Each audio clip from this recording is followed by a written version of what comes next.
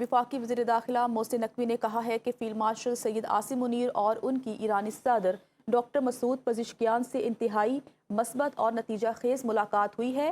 محسن نقوی کے مطابق ملاقات میں امریکہ ایران تنازعہ مشرق وسطیٰ کی کشیدگی اور آئندہ کے لائحہ عمل پر گفتگو ہوئی، جبکہ اسلام آباد مفاہمتی یادداشت کی بحالی کے لیے دونوں فریقین کے لیے ضروری اقدامات پر بھی تبادلہ خیال کیا گیا۔ انہوں نے کہا کہ ایرانی صدر نے اپنی حکومت کا موقف اور تحفظات کھل کر بیان کیے، جبکہ زیر بحث معاملات پر انتہائی تعمیری گفتگو ہوئی۔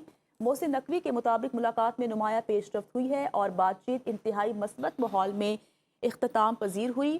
امید ہے یہ پیش رفت خطے میں مزید پیش رفت اور پائیدار امن کی راہ ہموار کرے گی۔ فیلڈ مارشل سید عاصم منیر کا ایران کا ایک روزہ دورہ مکمل ہو گیا۔ وزیر داخلہ محسن نقوی بھی ان کے ہمراہ تھے۔ ISPR کے مطابق فیلڈ مارشل سید عاصم منیر کا دورہ ایران امریکہ ایران تنازع کے خاتمے اور خطے میں پائیدار امن کے لیے پاکستان کی سفارتی کاوشوں کا حصہ تھا۔ دورہ ایران کے دوران فیلڈ مارشل سید عاصم منیر نے ایرانی صدر doctor Masoud Pezeshkian, supreme leader کے نمائندے محسن رضائی اور ایرانی پارلیمنٹ کے اسپیکر محمد باقر کالیباف سے ملاقاتیں کی۔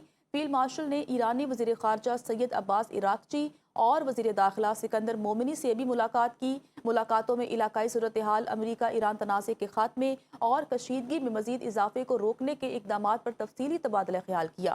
ISPR کے مطابق آپ نے ہرمز کو دوبارہ کھولنے اور تنازع کے فوری خاتمے کے اقدامات پر بھی گفتگو ہوئی، جبکہ پاکستان اور ایران کے درمیان علاقائی امن اور مذاکرات کے ذریعے تنازعات کے حل پر زور دیا گیا۔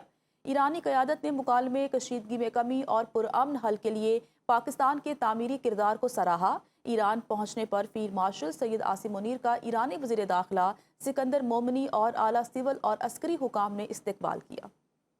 امریکہ نے ایران پر نئی معاشی پابندیوں کا اعلان کر دیا ہے۔ امریکی وزیر خزانہ اسکاٹ بیسنٹ نے نیوز کانفرنس میں بتایا کہ ایران کے 5 شعبوں پر پابندیاں عائد کی جا رہی ہیں۔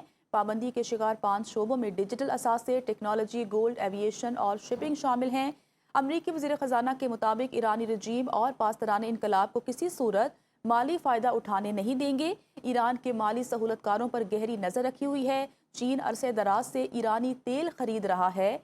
جو ادارے ایران کے ساتھ کاروبار کر رہے ہیں انہیں سدھرنے کا موقع دے رہے ہیں۔ ایران کے پاس 2 ہی راستے ہیں، ایک راستہ معاشی تنہائی کا ہے، دوسرا راستہ عالمی معاشی نظام میں واپسی کا ہے۔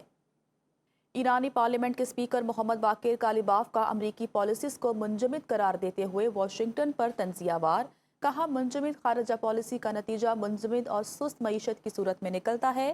امریکی اقدامات کا مذاق اڑاتے ہوئے ایرانی اسپیکر نے سوال کیا کہ گوشت کی قیمتیں کم کرنے کے لیے اگر منجمد گوشت درآمد کیا جا سکتا ہے تو کیا بانڈز کے لیے منجمد منافع، گھروں کی قیمتیں کم کرنے کے لیے منجمد خریدار اور اجرتوں کے لیے منجمد تنخواہیں بھی درآمد کی جائیں گی؟ کالیباف نے خبردار کیا کہ ایران پر اقتصادی دباؤ کا اثر پلٹ کر امریکہ پر پڑ سکتا ہے اور اس پورے معاملے میں امریکہ کا بوم رینگ ہی وہ واحد چیز ہے جو حرکت میں ہے۔